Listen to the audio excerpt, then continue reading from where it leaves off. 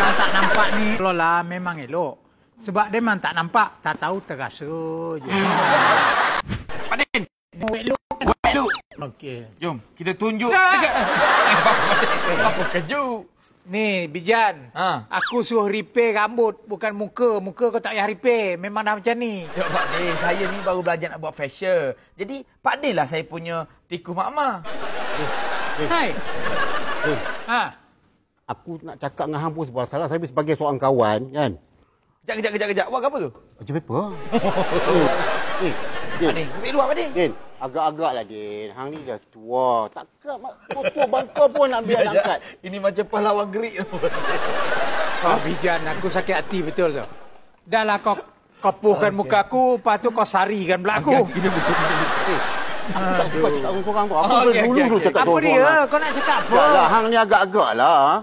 Dah tua-tua nak ambil anak angkat. Apa cerita? Pak Din ambil anak kak. Ha, masalah? Pak Din pergi kedai Pak Kodi pun nak baca teh tarik pun tak erti. Suruh Pak Kodi, suruh Salman semua. Ini lagi nak baca susu budak. Jangan risau, kau jangan gelak-gelak. Kau tampar kan? Jangan risau. Aku ni dah biasa dah. Anak aku masa kecil dulu aku ni yang nenen kan. Aku buat susu. Aku tahu buat susu. Susu, tepung, taruk, campur dengan air suam. Dah jadi. Hang pagi, petang, siang, malam aku masak untuk hang tau. Macam mana nak jaga budak kamu nak? Itulah Pak Din. Apa kena mengena masak dengan budak? Yalah, aku yang bagi hang makan tu. Aku masak untuk hang buat ayak untuk hang minum pagi, minum petang apa semua. Ada hati nak jaga budak. Siapa nak jaga?